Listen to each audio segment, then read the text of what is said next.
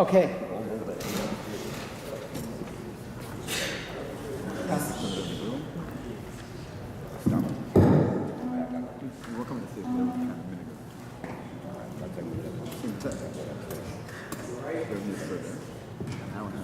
Being that Shavuos is a very unique yom tov that doesn't have a special mitzvah that would be like on Sukkot, where there's Sukkot, Nesri, and Pesach, they have the matzah, and with ourselves with comments. But Shavuos, on the other hand, has some very special knowledge, like the Yitzchock and Yamin explained the idea of eating milchiks on Yom Tov, and also there's another special thing that we have, which is Tikun Leil Shavuos. So hopefully, over the next long takes, we will be able to give you origin and how Tikun Leil Shavuos evolved into what we have today that stays up and it's the special music that we do. So the earliest mark that we have of this minute of staying up on Shavuos is in Isaiah. It says that the early Chassidim would stay up on Shavuos night, and Rabbi Shimon Bar Yochai was very excited. He used to gather all his friends together, they would Mechadish Torah, and they would say how lucky we are that we'll be able to beautify the Kallah, which is referring to the Yidden, and to prepare the Kallah for the wedding with the Eibishter, which is going to be on Shavuos. So that is the first place where this meaning is Bechal brought down. So there's a few reasons why we have this meaning to stay up on Shavuos. The first reason is the famous medrash that the Yidden, before the day of Mount Torah, they thought that the best way to be Mekabel Torah would be through going to sleep, and the Eibishter would come to them through a dream or whatever way the Eibishter usually comes to people. So they went to bed, and as we all know, the Eibishter came to give Yidden the Torah, and the Yidden weren't there. They were all sleeping. The Medrash said that not even a mosquito bit the Yidden that night. They had a peaceful sleep. It says there was a reva and the light, and there was a beautiful night. So in order to make up for this mistake, the Yidden stayed up throughout the years, throughout the generations, to make up for this mistake, which obviously, since explains, wasn't really a mistake. It was a mistake, but they didn't have bad intentions, obviously. Another reason that we stay up on Shavuos night is, as it says, that the Eibishter rises all the Yidden up to a level of like the Kohen Gadol on the night of Yom Kippur, which on the night of Yom Kippur, the Kohen Gadol is not allowed to go to sleep. He has to keep himself up. So being that we are, the Eibishter rises us up to such a level, so we have to act accordingly, and we do not go to sleep. Another reason that is brought down is because, as we all know, it is David's Yarchei, and it says in the Gemara that there will not be a Chatzos, that everyone will be sleeping. So in order to, hopefully by us staying up on David's Yarchei and doing what he did, we would learn, we could channel what David tried to bring down throughout his saying Shidduch or his Shpachis, and hopefully he could put in a good word up there for us. Another reason why, then there's the reason of the Rebbe that he says that the whole idea of on Torah is Vayikach Shalom Shalom Ahar Kishmak Leivka. So what a beautiful way for us to prepare ourselves for on Torah is for all the Yidden staying up together at night, learning the same thing, and then they can come to a level of Nasa Mishnah where they're all unified, and we can Mekabel Torah for simple things. Interesting enough, from the time when the Zohar brought down this minute, which was around the year 3830, I think, till around the time of the Talmud Arizal, which Rabbi Chaim Vital brings it down, which was around the year 5330, which is now 1500 years. This minute was not widely accepted throughout the Eden until Rabbi Chaim Vital brought down that there should be people should stay up and learn. And not only that, the Rashbi writes in his Abdom to Parsha Kodesh that a person should stay up that night and learn as the whole night, and if he doesn't, the Eibishter is promising him that he will survive that year. And the Chaim Vital Charkonis takes it a step further and says not only that, if he stays up throughout that night and he learns Torah, no ancient hezek, I think, Leishon hezek b'shana, he will happen to that person. So we all realize what amazing schutz we have if we just do what we have to do on the night of Shavuos. So the question comes about, now that we know we have to stay up on Shavuos, what do we learn?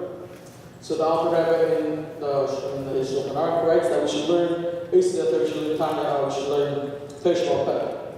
So the Rebbe explains why should it be Torah Sheba'al Peh. So the Rebbe explained, like we explained earlier about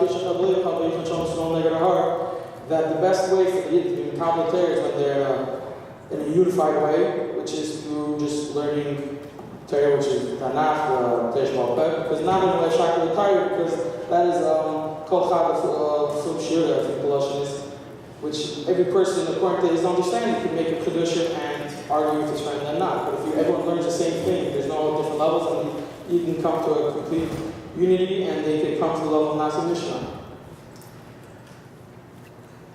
So now that we know we learn Torah Sheba'al Peh, so it will take us a very long time to learn the entire Torah Sheba'al Peh. So, Inshallah explained that we do the first 3 psukim and the last 3 psukim of every parsha, the first mission and the last mission of every chapter, which is considered as if we're learning the whole Torah, which is like we're learning the whole Torah. We have the same idea where you take the first pasuk and the last pasuk of an Indian, and it's considered like the main things. That there was a period of time when the king of Persia made it clear that the Yidden weren't allowed to say Shema, the whole Shema. So as we all do every Shabbos and Yom in Musaf, in Kedusha, they added the first pasuk of Shema, we say Shema, and then at the end we say Ani Hashem Elokeichem Emes, which is just another interesting place where we see this idea of taking the first and last pasuk, and it is considered like we're doing the entire thing. So it says, it's brought down by many people that this night of Shavuos is a very opportune time to learn Kabbalah, to learn the listen to Torah, because the gates of heaven are open to these the stadium, and you could learn, and it's a tremendous time to try to take advantage of this and to megal these tremendous secrets and beautiful things that the Eibishter gave to us. Well, Mamish, what do we do today? So the Zayar, we think it's the Zayar which was the one that was Masakin, what we say today, which is pretty much we learn a chayt from the Tanakh and the Mishnah, say from Tzir Zayar, and we also say the entire mitzvahs like the way the Rambam was Yisader it, which also is the idea of going through all the mitzvahs, which is the whole entire Torah, which is the whole idea of all the Torah. Obviously, like in all things in Yiddishkeit, the most preferable way to do a mitzvah is with the meaning of 10, as we see that it says that the Shekhinah rests on whenever 10 people come together. There's a fascinating story that the Shoah brings down. He received a letter from his friend Shlomo Alkovitz, who spent one Shavuos night with his friend Beis Yosef in Beis Yosef Shul. And they had their own special nusach of Tikun Leil Shavuos, a little different than we have today. And after they finished their second sefta, a basketball suddenly came out of the Beis Yosef's mouth and started, and the Shlomo Alkovitz writes that they were overcome, they were thrown to the floor, and they couldn't lift their heads up. And this voice was still coming out of the Beis Yosef's mouth, and all the neighbors were able to hear this powerful voice, but they just couldn't understand what exactly he was saying. And the voice was saying that you and your children are going to be this tremendous chus, this tremendous thing that you stayed up learning while everyone else is in bed. And you're learning Torah on this night.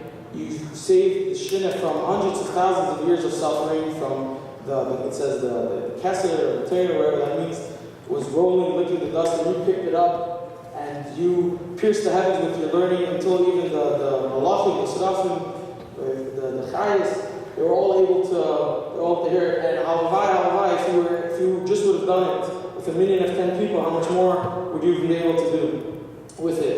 And then he told them to rise up and to do as we do on Yom Kippur, we say Baruch Shem out loud. And they did that, and they continued learning for, it said, around a half hour. After that, the Baskal started talking again and continued giving them tremendous brachos for this tremendous thing that they're doing. And he told them that you and your wife, you should pick up, don't worry about anything, and you should go to Eretz Yisrael, and you don't have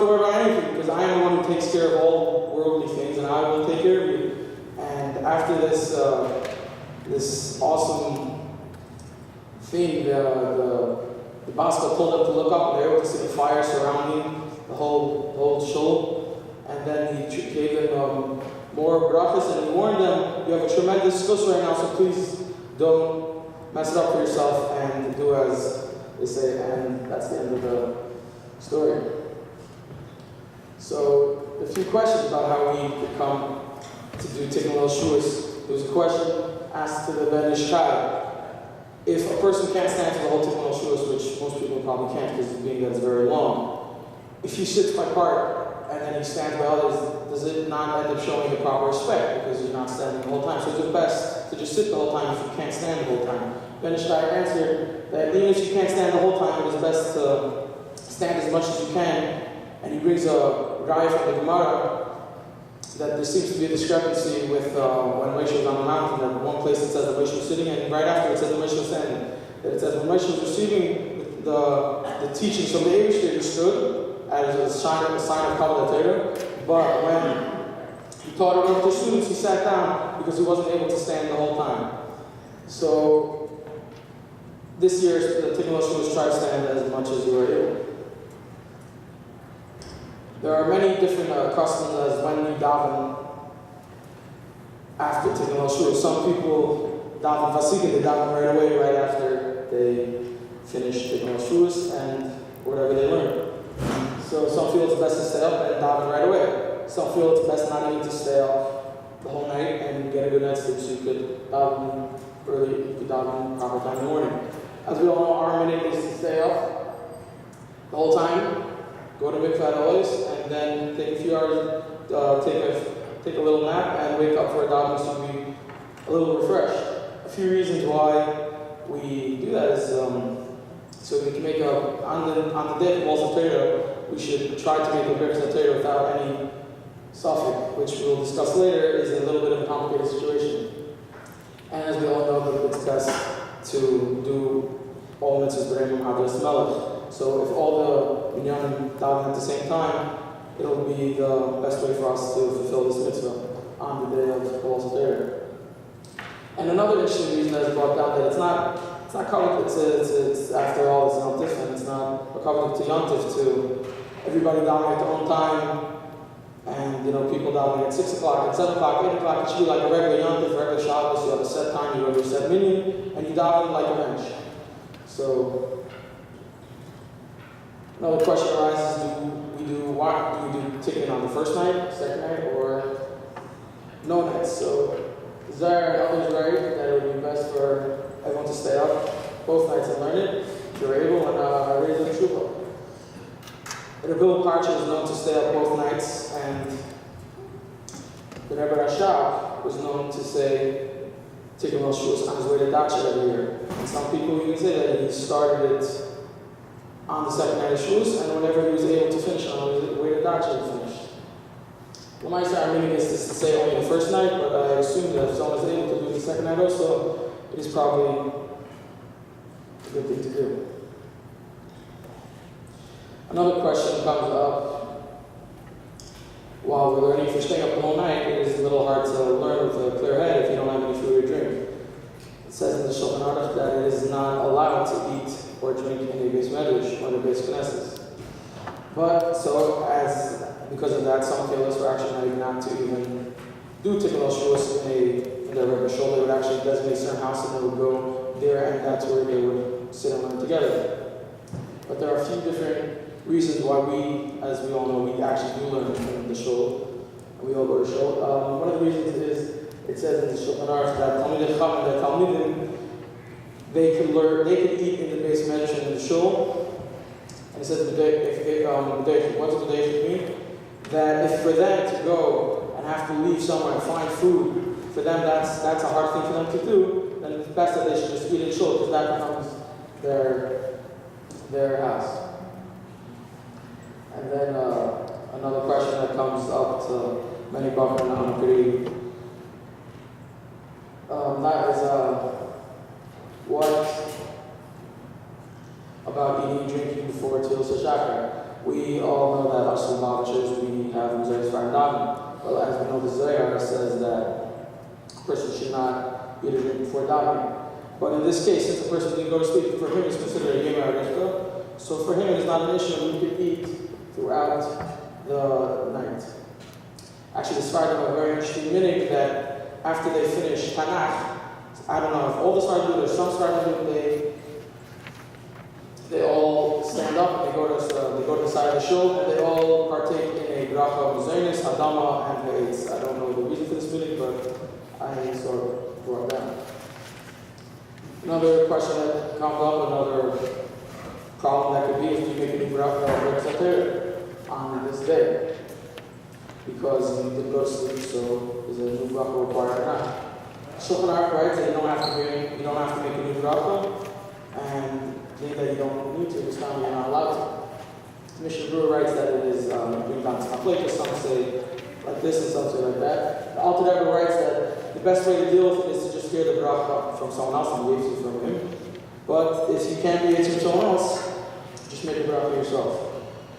Let's see if my husband is brought down that in any situation like this that you stay up all night, all the brachas of shachar you make that day, and so in this case we obviously would make a new bracha on the Torah.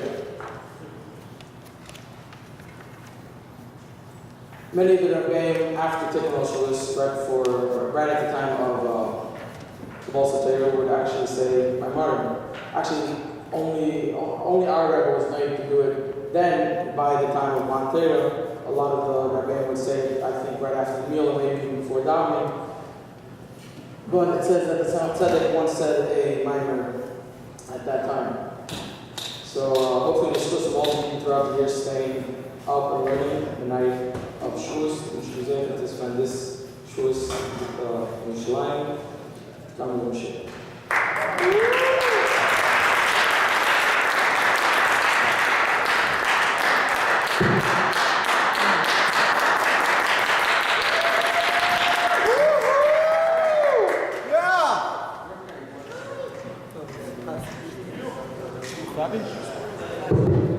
Thank you very much, Yossi. I have to say one compliment that Yossi gets, that Yossi got much later notice. He's been up the entire night and put together a beautiful shir full of information on no night's sleep. Thank you very much. Very impressive. Okay, the schedule is going to be as follows. There's an hour and 15 minutes. There's two things over here as options to learn. Either you can learn with Chavrusa, a Sikha, for example, the Sikha by Metzor, take another Sikha, or there's another option to learn the Gemara and Shabbos, and we made a booklet of the Gemara and Shabbos together for those that want to supplement it with the copies of the new edition of the Steinsaltz Gemara. Take care. That's Batzlach at 6 o'clock. Mendel Baron will be giving us the final share.